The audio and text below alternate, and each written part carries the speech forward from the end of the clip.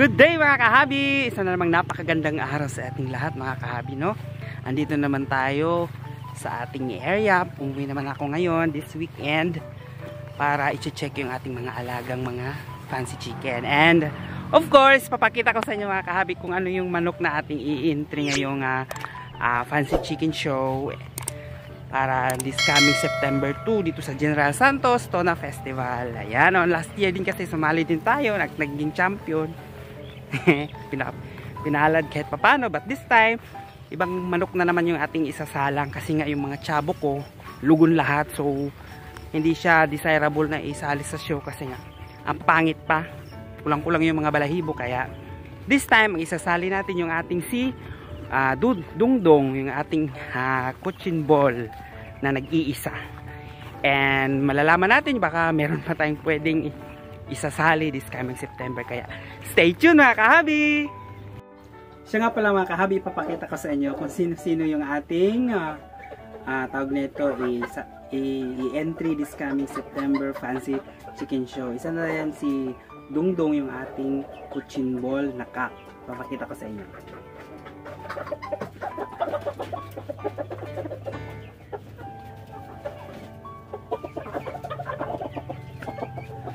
Ito na siya mga kahabi, yung isa sa mga isasalang natin, isasali doon sa ating fancy chicken show. Mga ano na ata to siya, nasa mga 7 months old. O diba? Hopefully sana pala rin kasi nga sabi ng kasama ko, sa cochin ball daw marami daw yung entries. Yan. So di bali mas okay yung marami tayong mga kalaban para malaman talaga natin kung sino yung mananalo. The best of all the best, kumbaga, di ba yung tawag doon. Ito si Dungdong, bali ito si Dungdong na ano ko lang to, na buraot ko lang to, itlog pa lang to siya, nakuha ko kasi nga nung time na yung January, nung may gathering kami sa aming group, yung itlog yung isa sa mga manok niya, so hiningi ko yung itlog, and suddenly hindi ko naman inaasahan na fertile yun, kaya isa, so ito yun siya, malaki na. And papakita ko rin sa inyo kung isa pa sa mga sasalang natin yung ating mga specialty, yung ating mga Japanese bantam o yung mga chabo.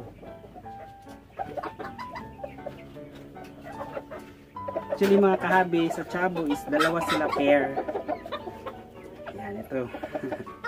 Ito yung isa sa mga sasalang natin dun sa show. Kasi nga, dugyot pa kasi nga hindi pa nakakaligo, pero tomorrow and medyo mahaba-haba pa naman yung araw, pwede natin yung ipapaliguan and ikokondisyon, and dadalhin ko rin sila doon sa aking area sa boarding house para hindi na sila ma-stress pag sa show na, kasi nga mahirap pag binyahe pa natin isasalang sa show, baka hindi na mag-perform and baka magiging pangit yung kanilang stands. Kaya kailangan na dalhin ko sila doon sa boarding house, siguro 3 days before or 1 week before sa show. Kailangan nakapagpahinga na sila doon para maging okay. And papakita ko rin sa inyo yung ating male nito na Japanese bantam.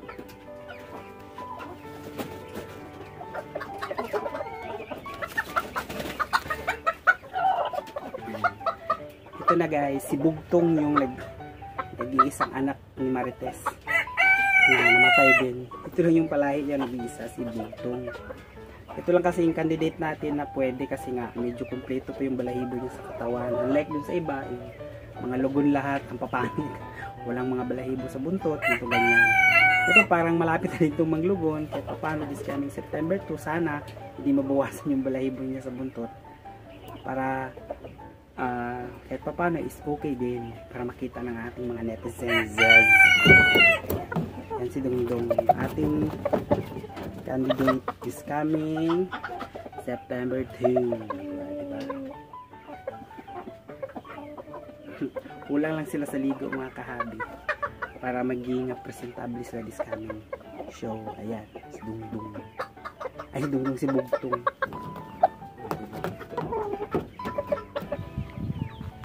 And of course mga kahabi, isa pa sa mga candidate natin this coming September 2, pinag-iisipan ko pa kung chabo ba o itong ating silky, American silky. Ayan, di ko alam kung isasali natin to Kasi nga, pag-iisipan ko pa mga kahabi kung chabo or itong ating American silky. Kasi nga yung ating cochin ball is final na yun. Na isasalang. Nag-iisipan ko pa kung isasama ko ito or hindi. Kasi nga hindi pa man ata. Hindi pa kasi siya ganun kaganda. Siguro pag napaliguan, mas gaganda pa siguro ito. If ever lang naman. Yan yung ating isang cochin ball na lugon din yan. Yan. May mga pasisiw na rin yan mga kahabi. Yung ating cochin ball na yan. Kaso yung partner niya patay na. Ay, kahit pa paano merong natira. Kaya, ayan mga kahabi.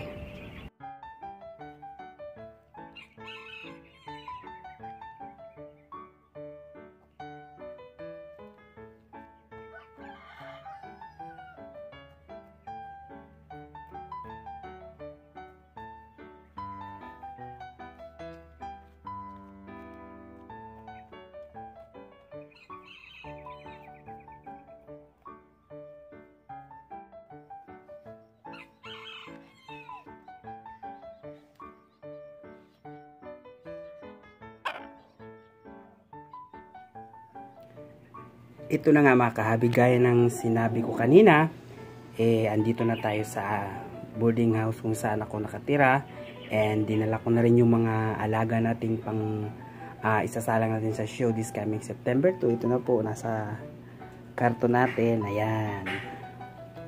And of course, bago pa man ko sila dinala dito, gumawa na rin ako ng temporary kulungan nila. Ayan, good for 2. And kasya rin dito yung tatlo. Actually, tatlo yung dala nating mga manok. And ilalagay natin sila dito. And medyo malayo-layo rin yung binyahin nila. For sure, stress yan sila sa loob. Kasi nga naaalog-alog. But of course, dito natin sila ilalagay temporarily hanggang mag-start yung ating fancy chicken show this coming September 2. At least, sa mga panahong yan is okay na sila. Nakapagpahinga na sila and condition na sila that time. Ayan, ito yung kulungan. Ayan. Okay, aesthetic. May pa-aesthetic pang nalalaman. Ayan. O, diba? Kasyang-kasya dito ay tatlo. Dito for cochin ball. Andito naman yung dalawa nating chabo. Japanese bantam natin. Diyan natin ilalagay mga kahabi. Ilalagay na natin yung ating mga alaga sa kulungan para hindi na lalo ma-stress sa lalagyan. Kaya i-unbox na natin.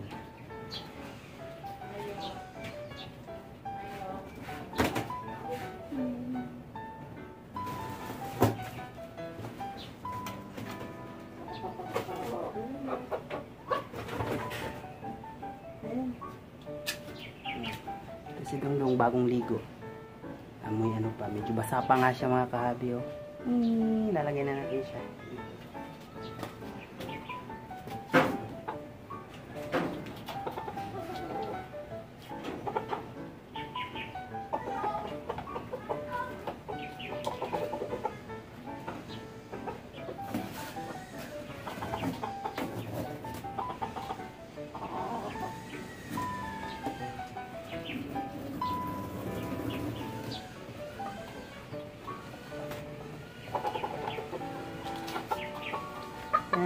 Bugtong.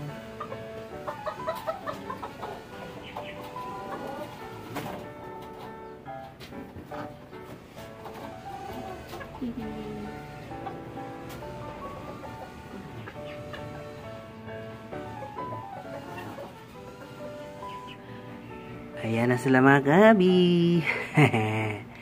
But this time, pagpapahingahin muna natin sila. Ayan. Mamaya na natin bigyan ng tubig. Mga after 5 minutes. Ayan. Diba? Ang ganda nila tignan. Ito din, oh. So excited na mga kahabi this coming September 2 para malalaman natin kung hanggang saan yung ating galing. Charot.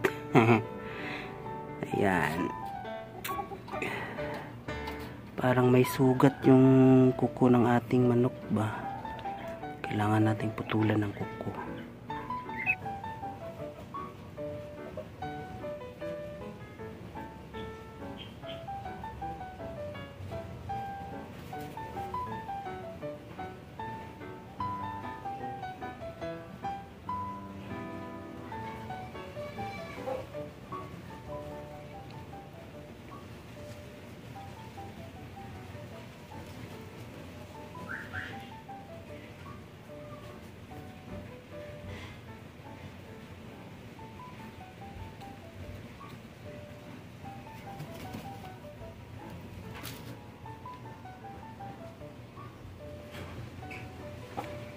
Ito na sila mga kahabi, a day.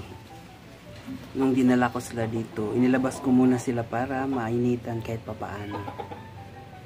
Diba? Ang ganda nila, ang cute. At least naman is makasanayan nila ang lugar. Although maliit lang naman yung area, but it's okay. Ang importante is nakakalabas-labas sila kahit papaano. Yan yung ating